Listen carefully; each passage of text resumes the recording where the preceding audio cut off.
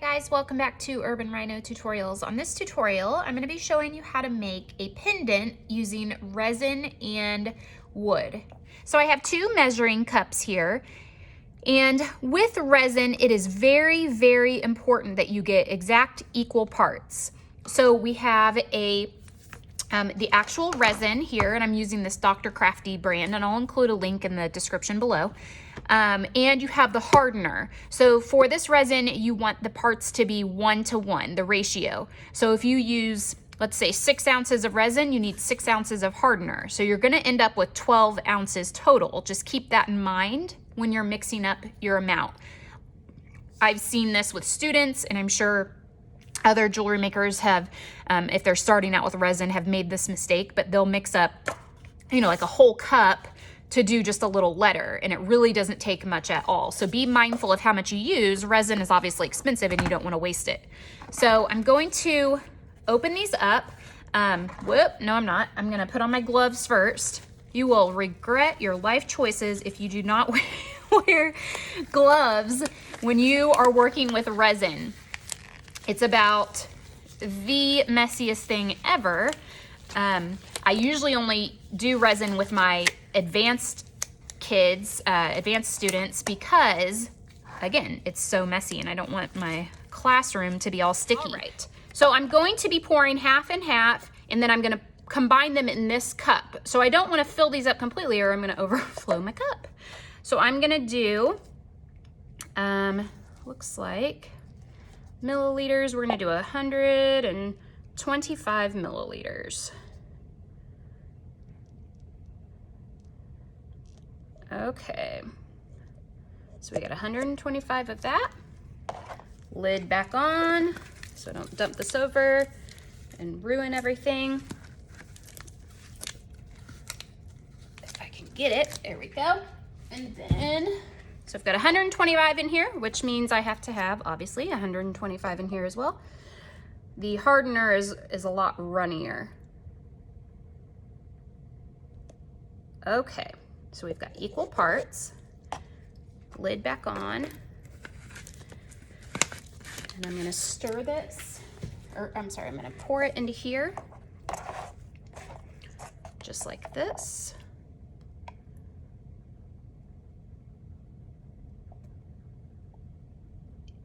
And I'm gonna stir, like I said, for 3 complete minutes.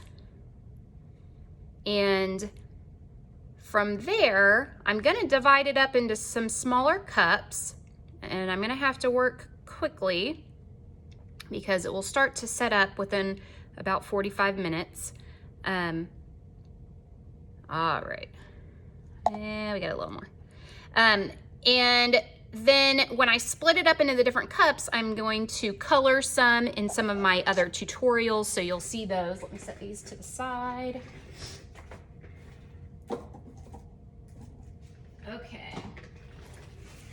If you buy the Dr. Crafty, it comes with this stir stick, but like I said, you could just use a large popsicle stick if you want. So I'm gonna stir this for 3 minutes. Bear with me, we'll speed up the video here. So now that I have a little bit of my resin kind of portioned out, I'm going to wipe off my hands because they're gross. I'm gonna get some, I have some powdered pigment here that I'm going to use to color it. And you can see here, so I have this square, like long rectangular shape that I'm gonna use, as well as the wood. And actually, before I color this, let me go ahead and push this down into the mold. So this is going into the mold. I will probably have to jam it down in there. I want to make sure it's in place. There we go. And then, so it's ready for the resin. I have, like I said, after I mixed it up, I separated a little bit so that I can color this batch. I'm gonna open my powdered pigment here, and I'm gonna dump some in. It does not take much at all. Come on. I'm doing this kind of pretty blue that will look really pretty with the wood, kind of like water. And it's kind of reminds me of nail polish, the shine to it. So I want to stir it up really well, as if we haven't stirred enough, right? Okay. And then I'm going to pour this into the mold, and then what's going to happen is it's going to stick to the rough edges of the wood that are sticking up. It'll kind of seep down in there, and then it will adhere to it, so it will all hold together. The other thing is there are two ways to finish this when you're done. You can try to like basically balance an eye pin on top while it's drying, you know, like stretch one across with a toothpick or something so that it sticks down in there. Or when it's all done, you just drill a little hole and put a screw eye in there and attach the necklace chain or whatever you're doing, which is what we will do. So now that I have this stirred up, let me move my popsicle stick here. I'm just going to pinch my cup and pour it in. I'm gonna do it slowly because I want it to get into all those little crevices. And what I'm gonna do is I'm gonna tap it to make sure, one, this will help kind of release some air bubbles, but I really want it to seep. I don't know if you can see that, but see how it's like going down? It's gonna look so cool when it's done. I think this is gonna have to be a project for my students. So it's seeping in, letting it settle. I can see an air bubble that just came to the top here. So we'll kind of tap that out of there. When you're working with resin, if you have a large like open surface, you can use a hair dryer or heat gun to kind of pop any bubbles that come to the surface. It's a little harder to do with this because it's all enclosed, except for the very, very top. So I'm gonna go almost all the way to the top because if it happens to settle anymore, I don't want it to look too short. Okay, so just like that. Now what I'm gonna do is I'm gonna let this sit overnight. It needs to sit for at least 24 hours. I may even let it sit a little longer because again, it is so enclosed. There's no air getting to it at all. If after 24 hours I feel like it is hardened enough, then I will go ahead and release it from the mold, and I'll show you how we attach the screw eye and the chain to the top. So my resin and wood pendant sat overnight. I will say, and I would love to hear your input if you can help me out here, I have the hardest time getting these pieces out of molds like this.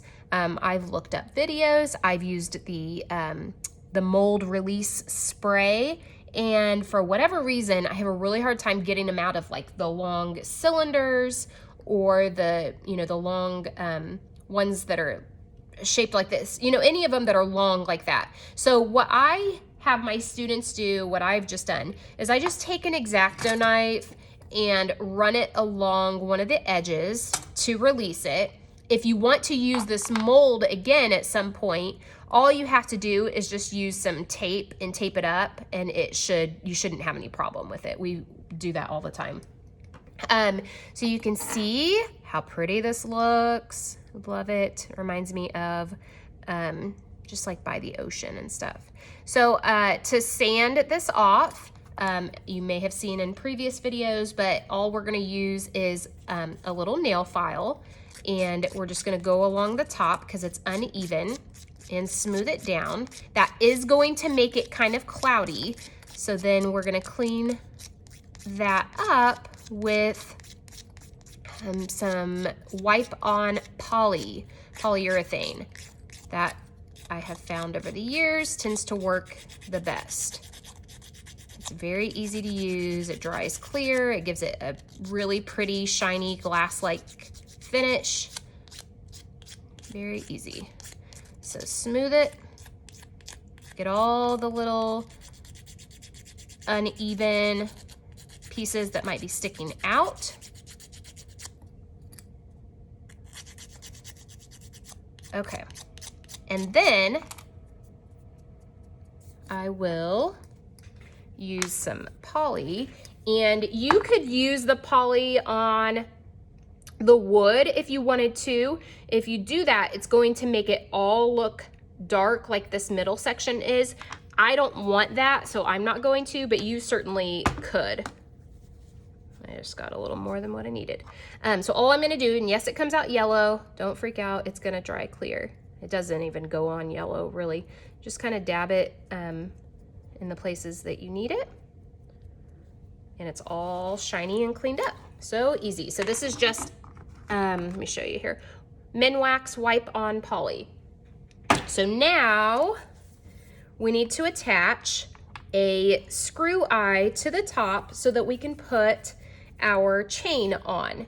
And I'm gonna be using this really thin chain, and I've got poly on me now. And I wanna put a screw eye in the top, so let me get one of these out.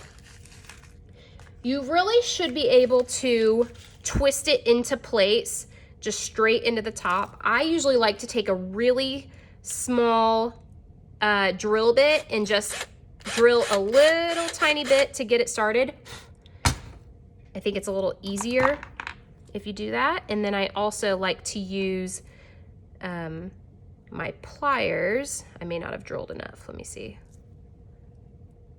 I like to use my pliers to hold it while I'm twisting it in. And once it like grips on, you'll feel it and you'll be able to tell that you're in. Let's drill a little more. All right, where'd it go? I think I'm gonna use my flat pliers, be a little easier. There we go. Okay, we're just gonna twist it all the way until the screw part is completely hidden. So all I have left is the little loop that's sticking out. So you can determine which part you want to be, you know, the front. Doesn't really matter. Some, you know, you might like one side better than the other.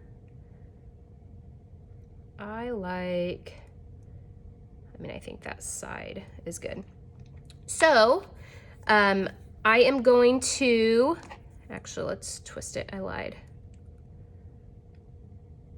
That way when I slide it on, it will hang like this. So all I have to do, this is just a pre-made chain, and I can slide it on like this. You don't even have to have a clasp with this particular chain.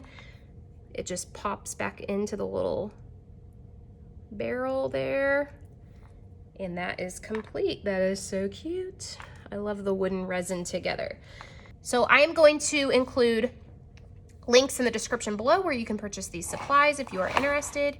If you liked this video, please give it a thumbs up, comment below if you have any questions, and subscribe to our channel. Thanks for watching, guys.